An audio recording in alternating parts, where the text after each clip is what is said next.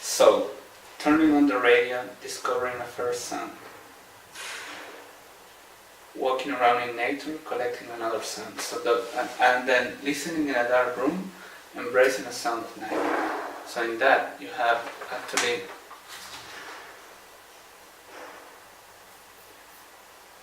in a way, these first three sentences kind of provide the whole scope for the whole piece, more than really giving you like a first action. Yeah. Is and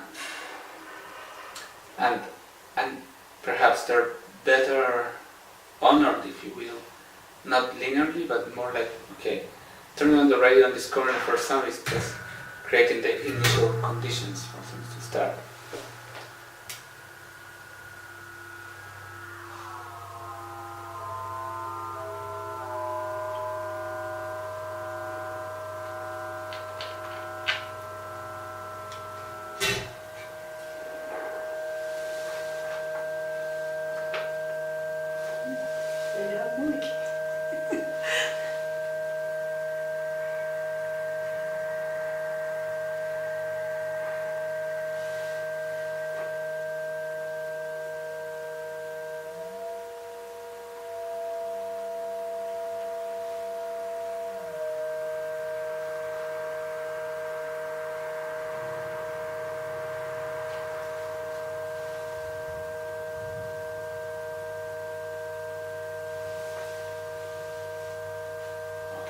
And that's my first sound.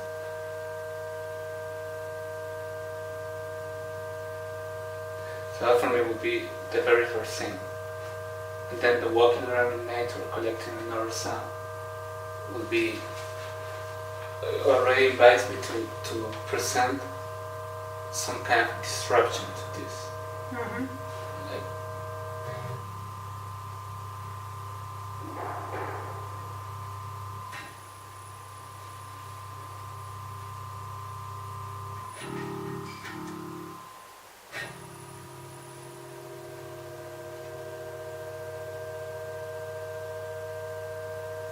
the listening in a dark room, embracing the sound of night, is really more like going between one and the other, for example, you know, like, okay.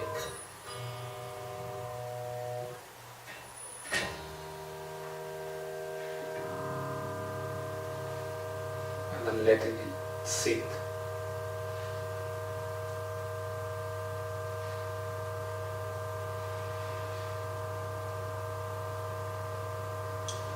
And basically that whole thing, it can be done without assigning a fixed position in the instrument, you know? Like trying things.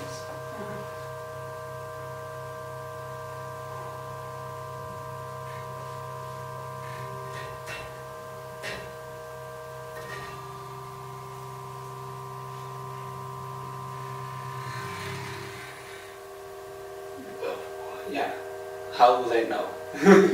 You know? Like, Yeah. so, Okay, yeah. So, my point being that now that I see these, maybe I move to the next one and think, oh, what if these are units?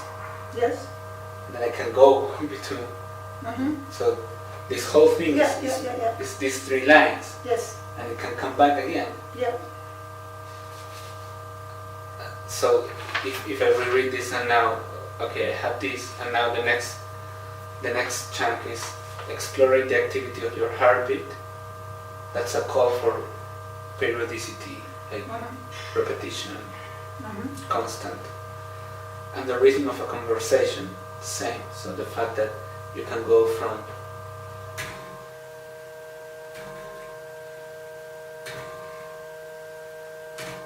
to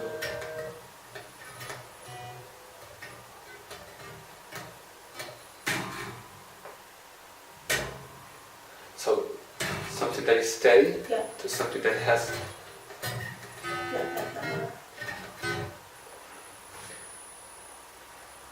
adding a measure of time and process. So Yeah. This is God between the yes. heartbeat, conversation, and how two hands. You know?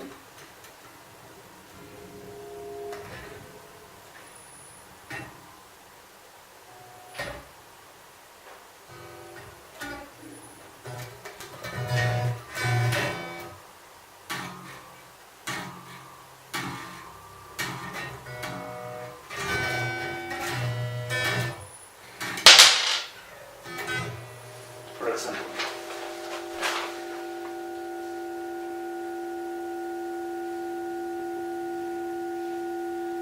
Then the next thing is, as an anthropologist, giving the sounds a space, merging culture and nature, questioning alternatively subjectivity and collaboration.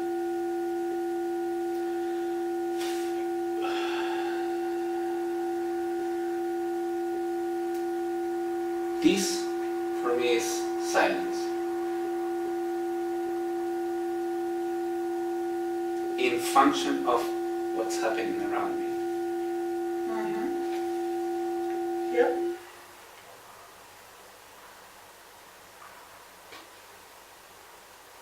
Like they're doing something, then they stop, then they start a single line.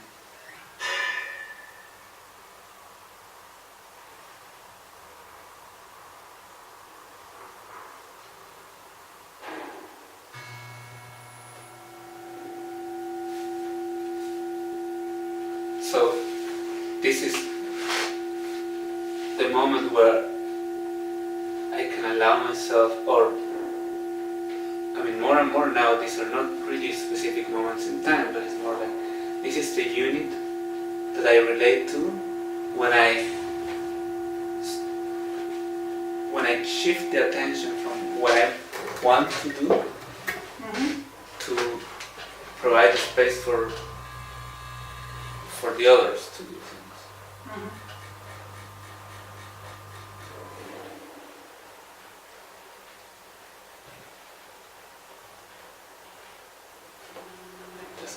It needs a certain kind of pressure.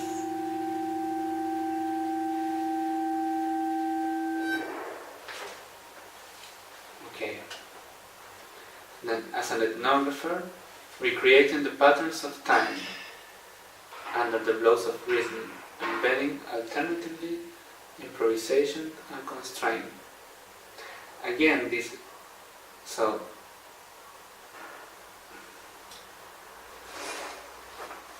is what I do. Yeah. This is what I do.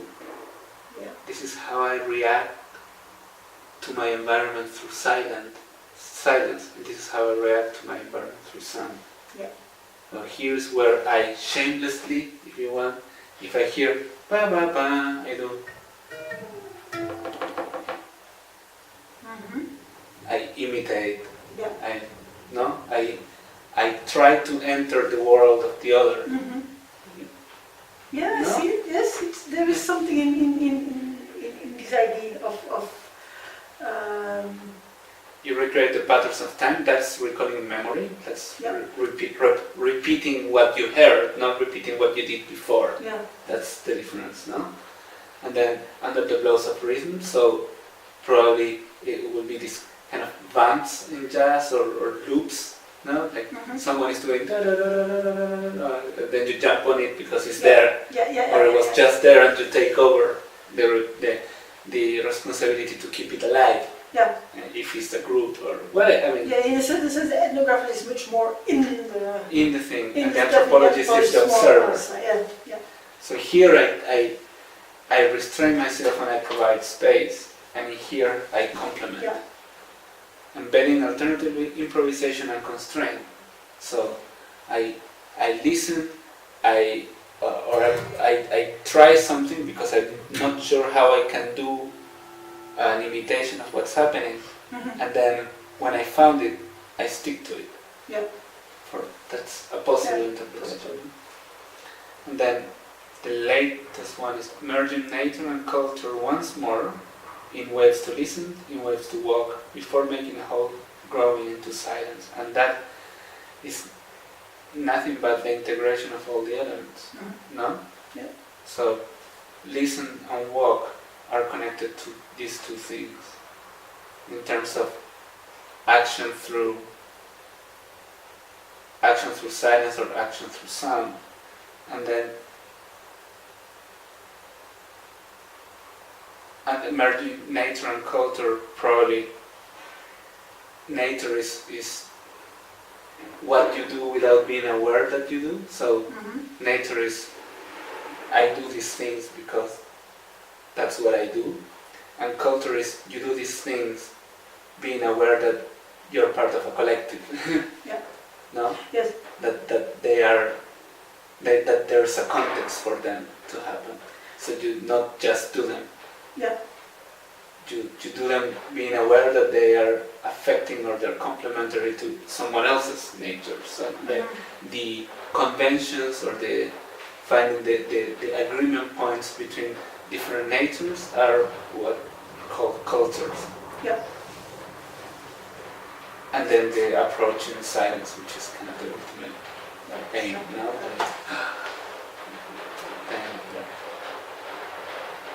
Yes, maybe. Yeah, namaste. Well, it makes a lot of sense to me now. In a very, I mean, perhaps this was too simplistic, but it's very controlled in the sense that, yeah, it makes sense, it makes sense, it makes sense, and you can already hear what I could do, even. Yeah.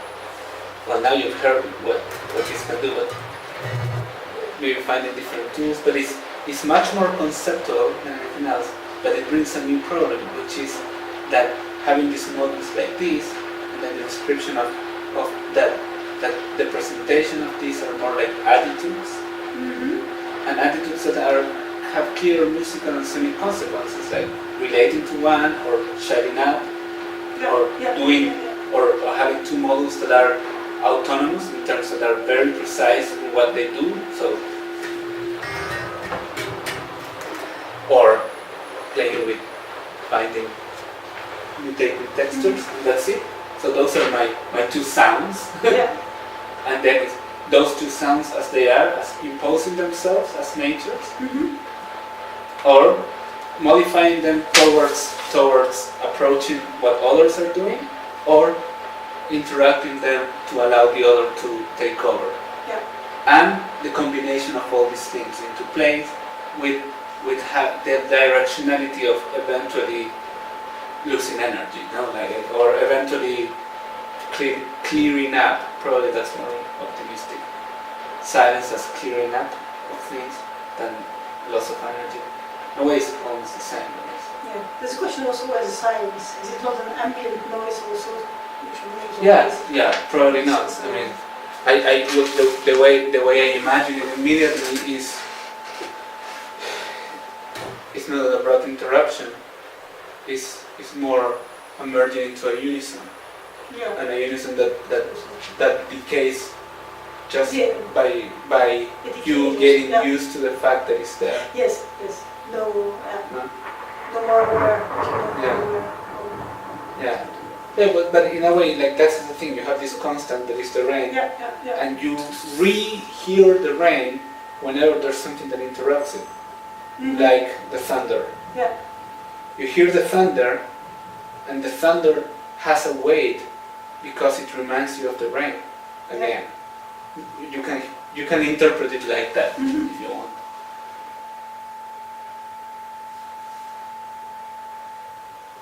And it's a very elegant of shutting it up progressively.